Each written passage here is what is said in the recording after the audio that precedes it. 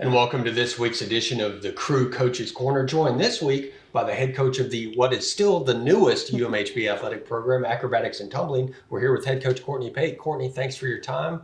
Now, you get started in your inaugural season. You host the four-time defending national champions, compete very well against Baylor. Then you go on the road, get the program's first win, and all of a sudden you have to shut down. Does it almost feel like going into the second season, you kind of need to reintroduce the sport, or we as a department need to reintroduce the sport? I think we as a department, or you guys, did a phenomenal job last year establishing what is UMHB acrobatics and tumbling. We are luckily a spring sport. Well, kind of. We still had all of fall to prepare and to progress our new student athletes into this sport and what the sport is. And so, really we just had maybe 3 short showings that we just didn't get through. But our athletes kind of went through, I think, of the majority of what they needed to learn and get through that first year. But I think that we also had a blast hosting Baylor the first meet. And then, of course, it was fun to catch a win on the road. So we got a little bit of best of both worlds. Now, it seems a long time ago, and I know there's been so much that has happened since then. But as you started this program, could you have pictured a better start than the way it went? Because you did go out and you competed very well against the 4-time defending national champs, and you go out and get your first win in only your second meet ever. Yeah, no, I couldn't honestly ask for more. I think our athletes took a lot of pride in the program very early on, and that was the majority of what we needed from them and us as a program in general in order for us to just keep stepping forward. So they exceeded my expectations for sure, and they kept impressing me all year. As we look back to last March, you're getting ready to come back from spring break. You're about to take a trip to Arizona where you're going to play, have a couple of meets, and all of a sudden everything changes. Yeah. What was that like for you? And not only did you have to keep in touch with your student athletes, you had to cancel plane flights and all of that sort of thing. There was a whirlwind of activity for you. Right. So we were actually on spring break. So our athletes got a few days of a break because our meet schedule allowed that. So we let them take off and go home to see their families for a little while.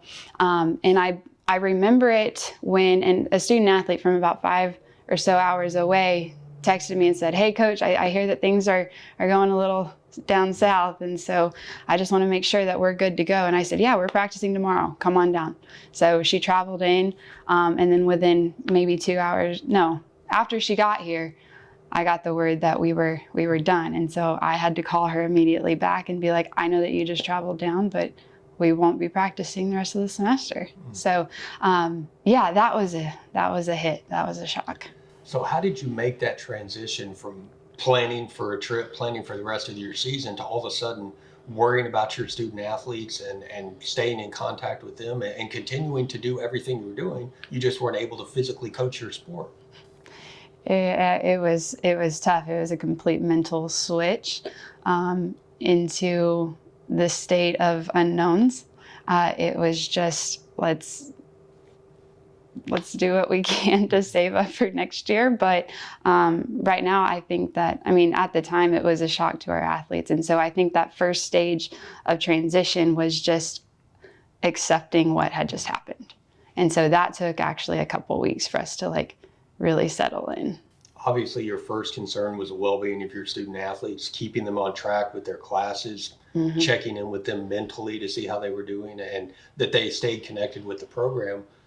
A secondary concern had to be how they continued to work on their skills, because gyms weren't open. There weren't places they could necessarily go to do things like that. How did you handle that part of it? Right. Well, the academics was the closest thing to stay in touch with our student athletes. And so I think we had 1 or 2 grade reports due a week. Sure, they loved that. But we were able to keep in touch and really ask a lot of questions about their academics. Physically, we set up little challenges within the team just as much as possible. It had to be voluntary because we couldn't mandate much of it, but just gave them the opportunity to keep moving if they wanted to, give them workouts that they could do in their living rooms or outside in their neighborhood or so forth. But as for tumbling, we all just had to take a break for a little while before we could start back up. How about personally, what did you do? Because it was a transition for you. You can't be in the gym with your student athletes. You can't be mandating any Yeah. off-season work or anything like that. So what did you personally do? Yeah, well, personally, I this is pretty random. I got a cat. But other than that, we're used to the spring being so busy, and it was really easy to almost get inside your head and when everything just stopped moving. And so I tried to keep working out, and I tried to, again, just reach out to the athletes as much as possible, knowing that they were also going through a lot mentally too. And so just being there for anybody to talk to was a big thing, and just continuing making connections just to remind each other that we're not alone. But working out as much as we could. Now we'll talk more about the student athletes and their transition in a minute. How did the cat handle the transition when you went back to a full-time work schedule? Well, maybe we should ask. Yeah, no. Going back to a full-time work schedule, I was ready for it. Yeah. I was definitely ready for it. So it's been nice being here. Now, your recruiting is a little bit different. You're not necessarily going into high schools like so many of our coaches do. You're recruiting competitions, you're recruiting clubs, you're recruiting gyms. A lot of that had to kind of shut down. You've got a huge freshman class that you were able to get in here. How did you manage that, and what were the things that you were doing to stay in touch with those recruits and to get them to campus this fall? Yeah, I think that we could honestly focus on recruiting more so than having a season and while meets were being prepared for. And so there was a lot more downtime, I guess you could say, where we could continue those connections. And we do compete on a hard floor in acro. And so a lot of the athletes who we recruit train on a spring floor. So when those gyms were closed, they were left with their backyards and tumbling in the grass. And as crazy as that sounds, we got to see more of their tumbling that would be similar to a hard floor, just because they had to be creative in sending in videos to us as we recruited. So, and on the other end of that, I think seniors last year also just had more time to focus on their futures rather than, big competitions that they were working towards later in that spring. So everybody gets back to campus this fall. How have practices been going, and have you seen that momentum that you were starting to build before everything shut down really continue through this fall practice schedule? For sure. We had about 21 newcomers. So that was a big group for us to bring back in. It was not necessarily a second new beginning. It was just a different beginning. And so I think it was great. We got to start from the ground up again, which is typically our plan each year. But I think that due to certain restrictions, we've gone just maybe a little bit slower. However, that has allowed the athletes more time to understand the skills. So we've been able to see a lot of different positives within the process of this year that this year has brought to us. So you mentioned some of the protocols and things looking different. You can't build a socially distanced pyramid. No. You can't do socially distanced tosses and things like that. So how have you had to change practice in terms of trying to work on those skills and still keep all those protocols in place? Yeah, we wear masks every day. Our athletes have done a phenomenal job of being used to wearing a mask. Now we just don't say anything about it. It's just what we do. But in the beginning of the fall, we started in small groups of maybe 5 or 6, and we stayed in those small groups as long as we could. Now in our sport, you have specific athletes who are tumblers, who are tops, and who are bases, and they might not be all the above, and that is fantastic. That's how the sport is designed. And so at some point throughout the semester, it became necessary for us to work with different athletes in different groups. And so we gradually went through that process this fall, canceling a practice every now and then. I think just one really was when we needed to early this fall, but it's really been day by day. So just seeing what we can do tomorrow. So how impressed have you been with how the student athletes have handled those changes and the flexibility that they've had to do, not just with your program, but in terms of classes, in terms with socially, and basically everything that they do in their daily lives? They are doing the best that they can. I'm impressed every day. I think I came into this fall with, like I just said, just what can we do tomorrow? And so I think it was tough at the beginning of the fall to set certain expectations, but to be honest, we've we've been able to do and accomplish so much more. So I think that, of course, that is completely giving credit to the athletes and their willingness to continue pursuing this year the way that things have been, and keeping their heads on straight with academics, and just hanging in there.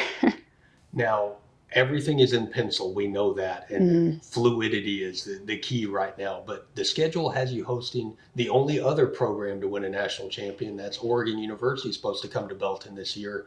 What do you learn from hosting a program like that? And what did you learn from hosting Baylor last year? Not just you as a coach, but also what did your student athletes learn? And how big of a deal was that to be able to host national champions back-to-back years? It's a huge deal. It's so exciting. It's phenomenal for our sport. I think that for our athletes and for a younger program, I honestly think it's encouraging. We tell our athletes as they come into the fall that you're probably gonna, you're gonna learn that you're stronger than you think you are. And so I think each year they learn that more and more. And so I think that when they see these other programs that have been around for a long time, they see kind of step by step what they probably also went through at an early stage as well. And they think, hey, that could be it. That is where we look forward to being. Now, this is the second time you started a program. We were able to steal you back to Texas from West Virginia Wesleyan, where you had started a program. What did you learn in that experience that helped you this time around? And what made you want to start a program for a second time? It was too good to be true for a school to adopt the sport in my hometown. Extended family is all here in Belton. And so thank you to the big man above for that one, for just coordinating that as well as he did. But I think I just have a lot of love for this sport. I think it's a tremendous sport. I think that it teaches us a lot more than just physicality. But I was excited to be back in here. I think that Central Texas is a great place to continue spreading the word about acro. And so I think that by going through and building an initial program first, you realize that a lot of athletes want to do this. You just have to explain how that might be the case. And so just taking the time to talk to athletes and saying, hey, the skills that you have right now, you can use them here and be exceptional with them. So that's always cool to see in recruiting and just talking with students. You kind of touched on it there, the spreading the word and the educational aspect of it.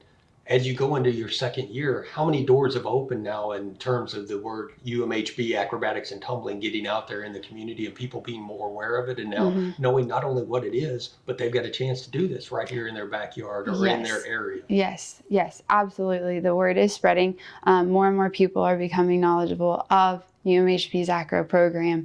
And on top of that, our student athletes also advocate for our sport very, very well. And so props to them. Thankful for our athletes continuing to go back to their home gyms over the breaks, meeting with their friends, and just being able and comfortable to talk about what we do every day. Congratulations to you. We'll get personal for a minute. Congratulations to you on your engagement. Thank you. We're about a month away from your wedding. Yes. So if, in addition to all the other things that you're trying to do with your program and with your student athletes, you get the opportunity to plan a wedding during the pandemic. What does that been like? Oh, it's been fun. It's been fun here and there. Definitely stressful. Definitely kind of like starting a program. You don't know the right questions to ask until you're in it. So definitely learning my way through this process, but phenomenal family to help as we go. Now, does he like cats?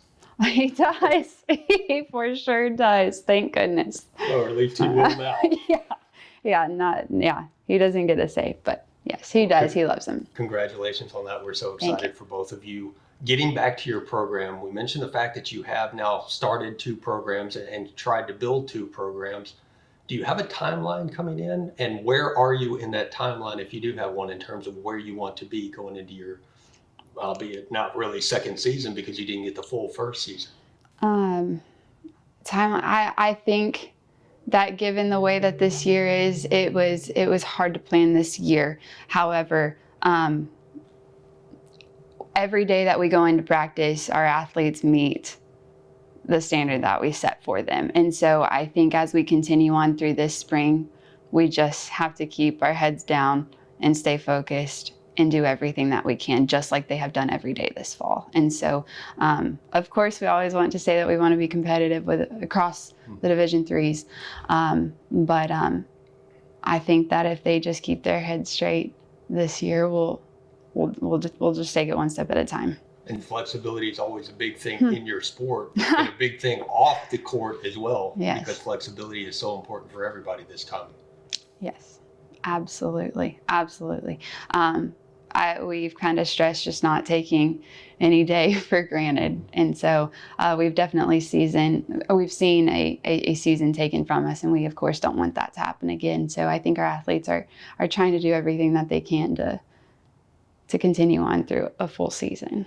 Well, we're looking forward to that season. Once again, it's in pencil, but right now things continue to move toward a spring season, and we're excited about that. Thanks again for spending some time with us, and congratulations on the engagement. Thank you. Thank you so much. We'll be back again next week with another edition of Crew Coaches Corner right here on crewathletics.com.